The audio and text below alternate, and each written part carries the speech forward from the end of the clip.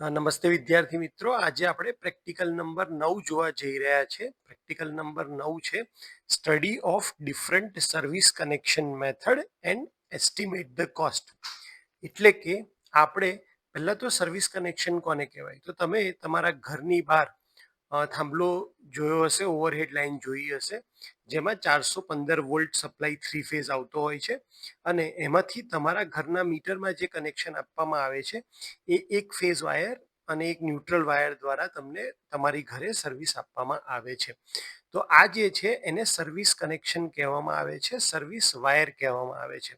એટલે પહેલા તમારા દિમાગમાં ક્લિયર હોવું જોઈએ કે આપણે કયા પ્રેક્ટિકલમાં કયા ટોપિક વિશે વાત કરી રહ્યા છે. તો આપણે સર્વિસ કનેક્શન વિશે વાત કરી રહ્યા છે. એમાં આપણો જે ઓબ્જેક્ટિવ છે એ 3 ટાઈપની જે સર્વિસ કનેક્શનની મેથડ છે એને સમજવાનો છે. કે એ 3 ટાઈપ કઈ છે, તો કે overhead bare conductor, aerial bunch cable અને અંડરગ્રાઉન્ડ ઇન પીવીસી કન્ડ્યુટ. આપણે એનો એસ્ટિમેટ કાઢવાનો છે કે મટીરિયલ અને લેબર કોસ્ટ કેટલી જોશે. અને આપણે લાસ્ટ ટાઈમ 8મા પ્રેક્ટિકલમાં પણ જોયું હતું કે આપણે જે લેબર કોસ્ટ હોય એ મટીરિયલ કોસ્ટના 20% ગણવાની હોય છે અને કન્ટીજન્સી ચાર્જીસ આપણે 10% ગણવાના હોય છે. અને આના ઉપરથી આપણે કોસ્ટ ઇફેક્ટિવ અને સ્ટેબિલિટી આપે એવી જે એસ્ટિમેટ હોય પ્રાઇસ એ કાઢવાની છે. આ આપણા પ્રેક્ટિકલ નંબર 5માંથી છે, એટલા માટે આનો સીઓ થશે 5, કે જે બેઝિક એસ્ટિમેશન ટેકનિક ઉપર છે, જે આપણને આવડવી જોઈએ સર્વિસ કનેક્શન ઇન્સ્ટોલેશનનો કોસ્ટ એસ્ટિમેટ કરવા માટેની. ત્યારબાદ લેબોરેટરીની અંદર મેન્યુઅલમાં એની થિયરી આપી છે કે 3 ટાઈપના સર્વિસ કનેક્શન હોય છે અને આપણે કઈ રીતે પ્રોસેસ આપી છે. તો પ્રોસેસની અંદર આપણે 3 ટાઈપના કોમ્પોનન્ટ, એટલે જે પહેલા કોમ્પોનન્ટનું લિસ્ટ બનાવશું કે ભાઈ ઓવરહેડ કંડક્ટર હોય, ઓવરહેડ મેથડ આપણે જઈએ ત્યારે આપણે કઈ રીતે કામ કરીએ છીએ, એબીસી મેથડમાં આપણે કઈ રીતે કામ કરીએ છીએ અને અંડરગ્રાઉન્ડ કન્ડ્યુટ હોય ત્યારે કઈ રીતે કામ કરીએ છીએ.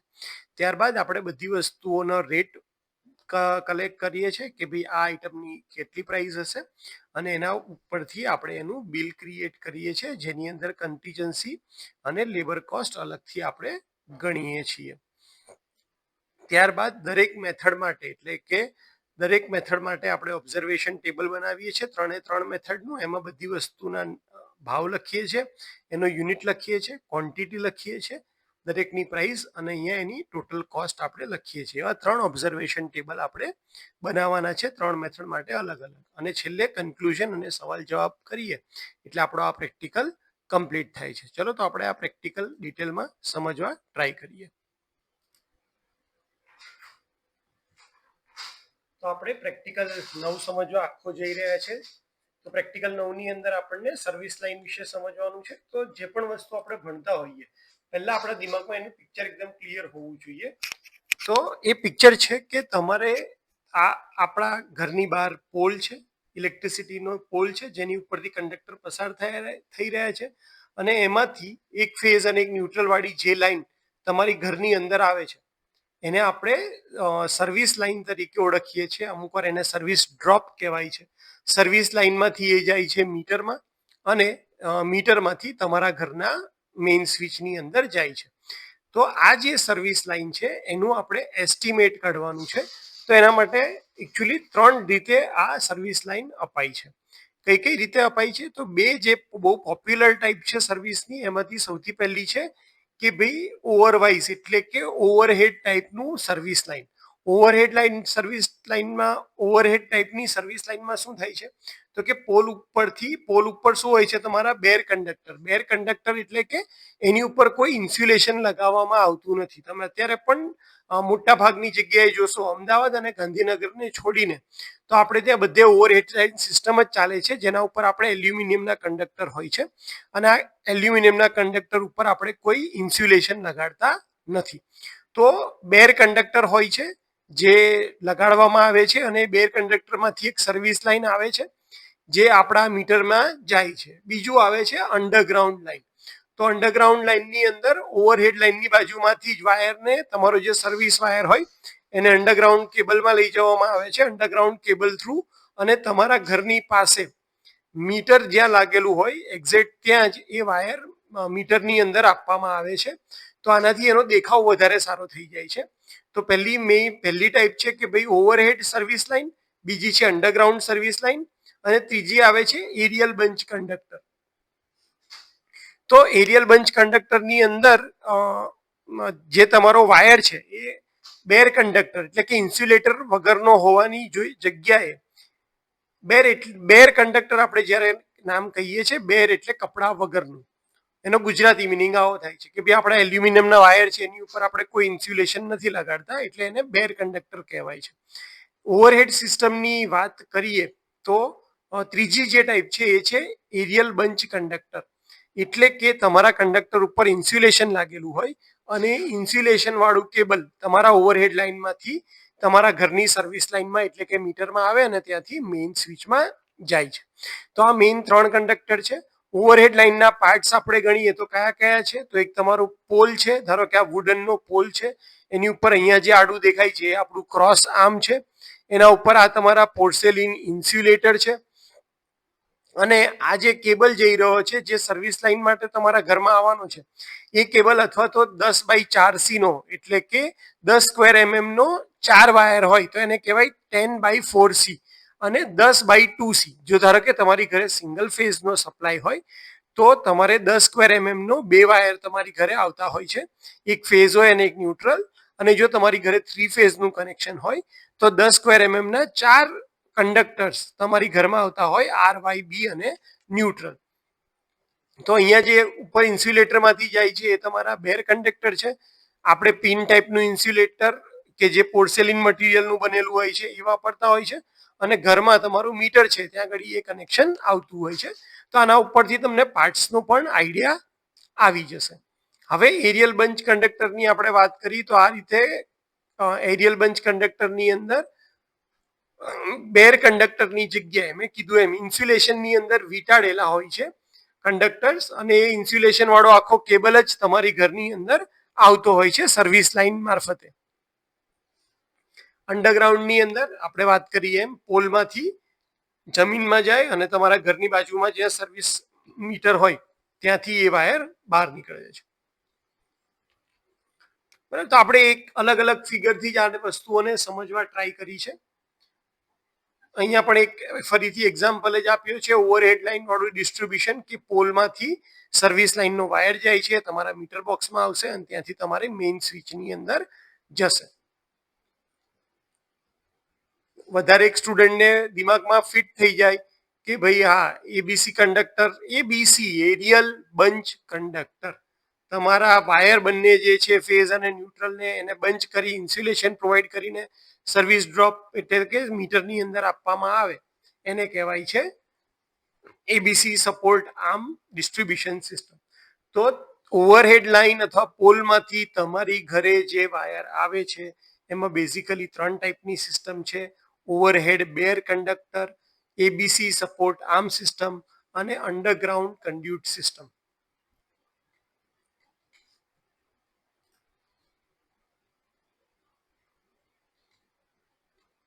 બરાબર, હવે વાત કરીએ કે ભાઈ એનું આપણે ખબર પડી ગઈ કે આ સિસ્ટમની અંદર આ સિસ્ટમ કેવી હોય છે, એટલે કે ઓવરહેડ બેર કંડક્ટર સિસ્ટમ કેવી હોય છે.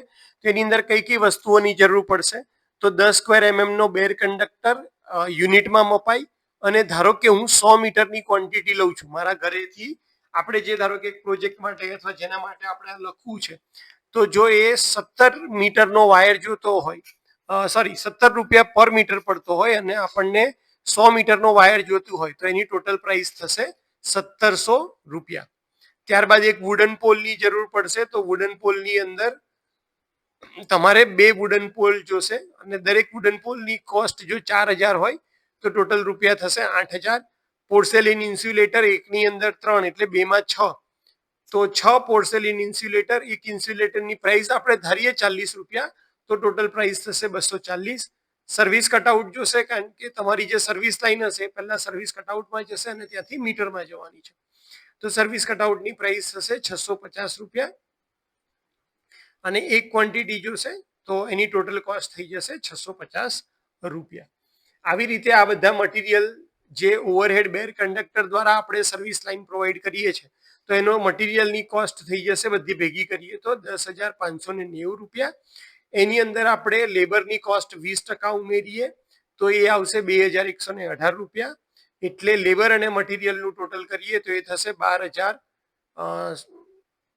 હા, એટલે લેબરનું ટોટલ અને આનું ટોટલ 12,000 રૂપિયા. અને કન્ટીજન્સી ચાર્જીસ ગણીએ 10%, 12,000 ના 10%, તો 12,710 ના 10% થશે 1,271 રૂપિયા.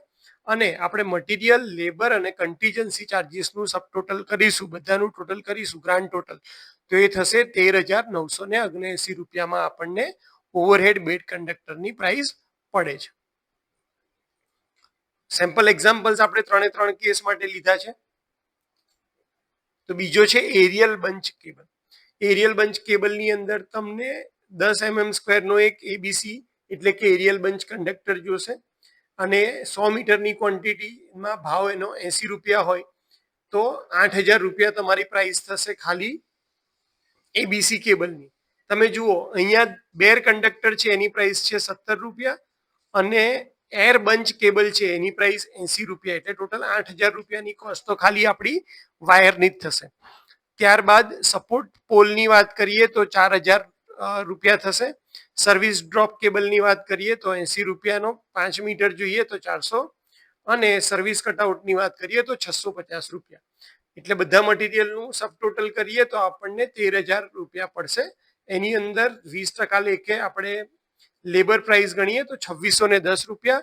13,050 અને 2,610 નો સરવાળો કરશું તો એ થશે 15,660. અને કન્ટીજન્સી ચાર્જીસ આપણે એના 10% લઈશું તો 1,566 રૂપિયા કન્ટીજન્સી ચાર્જીસ આવશે. એટલે ગ્રાન્ડ ટોટલ આપણું થશે 17,226.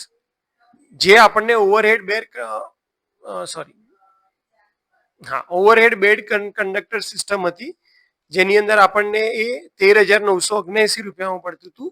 એરિયલ બંચ કેબલની અંદર એ જ સિસ્ટમ સર્વિસ લાઈન આપણને 17,226 રૂપિયામાં પડવાની છે. ત્યારબાદ અંડરગ્રાઉન્ડ કેબલની વાત કરીએ તો અંડરગ્રાઉન્ડની અંદર આપણે પીવીસી કન્ડ્યુટની જરૂર પડશે. 100 મીટરની ક્વોન્ટિટી રાખીએ, 20 રૂપિયા પર મીટર રાખીએ તો 2,000 રૂપિયા આપણને પીવીસી કન્ડ્યુટના થશે. એમાંથી તમારે અંડરગ્રાઉન્ડ કેબલ લઈ જવાનો છે, એ પણ 100 મીટર જોશે તો 85 રૂપિયા પ્રાઇસ લેકે 8,500 એ કેબલની પ્રાઇસ થશે. તમારે અંડરગ્રાઉન્ડ કેબલ માટે જંક્શન બોક્સ અને મીટર બોક્સની જરૂર પડશે તો 100 રૂપિયા અને 750 રૂપિયા આપણે એના ગણ્યા છે. તમે આગળના કેસમાં પણ ખરેખર એકચ્યુઅલી આમાં મારી ભૂલ કહેવાય, સર્વિસ કટઆઉટ પછી તમારે 750 રૂપિયા મીટર બોક્સના ગણવા પડે બંને કેસની અંદર. તો ટોટલની અંદર તમે બંનેમાં 750 રૂપિયા વધારી દેજો એટલે આપણી મટીરિયલની જે કોસ્ટ થઈ એ થઈ 11,350. ત્યારબાદ એના ઉપર 20% લેબર કોસ્ટ થશે 2,270 રૂપિયા અને કન્ટીજન્સી ચાર્જીસ થશે 1,362 રૂપિયા. એ આવશે 10% લેબર અને મટીરિયલ કોસ્ટના. એટલે ગ્રાન્ડ ટોટલ તમારું થશે 14,982 રૂપિયામાં અંડરગ્રાઉન્ડ પીવીસી કન્ડ્યુટ દ્વારા તમે સર્વિસ આપી શકો છો. તો 3 લાઈનની આપણે કમ્પેરિઝન કરી દીધી. 3 લાઈનના પ્રાઇસના ચાર્ટ છે આપણે ફિલઅપ કર્યા, જે આપણે લેબોરેટરી મેન્યુઅલની અંદર લખવાના છે. અને તમે તમારી રીતે પણ તમારી આજુબાજુના માર્કેટમાં તપાસ કરી અને જે પ્રાઇસ આવતી હોય એ પ્રમાણે પણ આ ભરી શકો છો. મેં ઇન્ટરનેટ ઉપરથી ભાવ અત્યારે સુધી અને મારી રીતે લખ્યા છે, જસ્ટ તમને આઈડિયા આવે કે કઈ રીતે એસ્ટિમેટ આપણે કાઢતા હોઈએ છીએ એટલા માટે. હવે આ પ્રેક્ટિકલના કન્ક્લુઝનની અંદર વાત કરીએ તો આ પ્રેક્ટિકલની અંદર આપણે લો વોલ્ટેજ, કારણ કે 415 વોલ્ટથી જ આપણે સપ્લાય આપવાના છે આપણી ઘરે 230 વોલ્ટ કરીને સિંગલ ફેઝ અને ન્યુટ્રલ દ્વારા. તો આ પ્રેક્ટિકલમાં અમે નીચા વોલ્ટેજના વીજ પુરવઠાના 3 જુદા જુદા પ્રકારના અભ્યાસ કર્યા. કયા 3 અલગ અલગ પ્રકારના ઓવરહેડ સર્વિસ લાઇન? તો કે overhead bare conductor, aerial bunch cable અને અંડરગ્રાઉન્ડ કન્ડ્યુટ સિસ્ટમ. દરેક પદ્ધતિની પોતાની રચનાત્મક વિશેષતાઓ, ખર્ચ અને સલામતી સંબંધિત પાસાઓ છે. ઓવરહેડ બેડ સિસ્ટમ સરળ અને ઓછી કિંમતની છે, પરંતુ ખુલ્લા કંડક્ટર્સ હોવાને કારણે જોખમ વધારે છે. જ્યારે એબીસી પદ્ધતિમાં ઇન્સ્યુલેટેડ બંડલ કેબલ હોવાને લીધે સલામતી અને વિશ્વસનીયતા વધારે છે, ભલે થોડી કિંમતમાં વધારે હોય. અને અંડરગ્રાઉન્ડ કન્ડ્યુટ સિસ્ટમ સૌથી વધારે સલામત અને સૌંદર્યપૂર્ણ છે, કારણ કે કેબલ જમીનની અંદર હોય છે એટલે બહાર તમને બીજું કઈ કેબલ કે એવું કઈ દેખાશે નહીં, પરંતુ એના ઇન્સ્ટોલેશનની જાળવણી ખર્ચાળ છે. ધારો કે એમાં કોઈ ફોલ્ટ થયો તો એ ફોલ્ટ શોધવો પણ અઘરો છે. એટલે આ ત્રણેય પદ્ધતિને આપણે કમ્પેરિઝન કર્યું તો આપણે સમજી શકીએ કે કઈ રીતે કઈ સિસ્ટમની પસંદગી કરવી આપણી પાસે આ અલગ અલગ પેરામીટરને ધ્યાનમાં રાખીને સ્ટુડન્ટ એને સમજી શકે. આ આપણું કન્ક્લુઝન થશે. ત્યારબાદ બે સવાલના જવાબ કે ભાઈ સોઇલ કન્ડિશન હોય એ કઈ રીતે આપણા ઇન્સ્ટોલેશન મેથડની ચોઇસને ઇન્ફ્લુઅન્સ કરે છે, એટલે કઈ રીતે પ્રભાવિત કરે છે જમીનની જે પ્રકાર છે એના ઉપરથી. તો જમીનનું સ્વરૂપ હોય એ નક્કી કરે છે કે અંડરગ્રાઉન્ડ કેબલિંગ માટે જે તમારી જમીન છે એ યોગ્ય છે કે નહીં. પથ્થાળ જમીન હોય અથવા પાણી ભરેલી જમીન હોય એમાં ખોદકામ કરી અને પીવીસી કંડ્યુટ નાખીએ તો એ મુશ્કેલ પણ છે અને ખર્ચાળ પણ થાય છે અને કેબલનું આયુષ્ય પણ ઘટી જાય છે. બીજી બાજુ જો નરમ અને સ્થિર જમીન હોય તો ત્યાં આગળ અંડરગ્રાઉન્ડ ઇન્સ્ટોલેશન સરળ અને સુરક્ષિત છે. આથી આવી જમીનની પરિસ્થિતિ હોય એટલે કે પથરાળ હોય અને ભેજવાળી હોય તો ત્યાં આગળ આપણે અંડરગ્રાઉન્ડ સિસ્ટમ પ્રિફર કરતા નથી. ત્યાં ઓવરહેડ સિસ્ટમ અથવા તો એબીસી સિસ્ટમ વધારે યોગ્ય છે. અને જો જમીન વધારે સારી હોય, સસ્તી મળતી હોય એ કેસમાં આપણે અંડરગ્રાઉન્ડ કન્ડ્યુટ સિસ્ટમ અપનાવી શકીએ છીએ, જે આપણને વધારે સુંદરતા અને સુરક્ષા આપે છે. બીજી વાત કરીએ કે ભાઈ why we prefer ABC over bare conductor despite of higher cost. એટલે કે એબીસી ની કોસ્ટ વધારે છે તો પણ બેર કંડક્ટરની મેથડ કરતા આપણે એ મેથડ કેમ વધારે પસંદ કરીએ છીએ. તો એરિયલ બંચ કંડક્ટર સામાન્ય રીતે બેર કંડક્ટર કરતા વધારે પસંદ કરવામાં આવે છે કારણ કે તે વધારે સુરક્ષિત છે અને વિશ્વસનીય છે. તમને ખબર છે કે જો બેર કંડક્ટર હોય એટલે કે એની ઉપર ઇન્સ્યુલેશન ના હોય તો ચોરી થવાની શક્યતા બી છે. ઘણીવાર આપણે જોયું છે કે પક્ષીઓ કે વાંદરા એ લાઈન ઉપર બેસે છે તો એમનો અકસ્માત થાય છે. તો આ બધા સંજોગો શેમાં કન્ડિશન શેમાં આવે છે, બેર કંડક્ટર્સ હોય એમાં. જ્યારે એબીસી કંડક્ટર્સ છે એ ઇન્સ્યુલેટેડ છે, બંડલમાં છે, એના એટલા માટે વૃક્ષો, પ્રાણીઓ, પવન અથવા અચાનક થતા સ્પર્શથી થતી ખામીની શક્યતા એબીસીમાં બહુ ઓછી રહે છે. એબીસીની અંદર આપણે જાળવણી પણ ઓછી કરવી પડે છે અને લીકેજને કારણે ઉર્જાનો જે નાશ થાય છે એ પણ આમાં ઓછો થાય છે અને સપ્લાયની રિલાયબિલિટી છે એ વધે છે.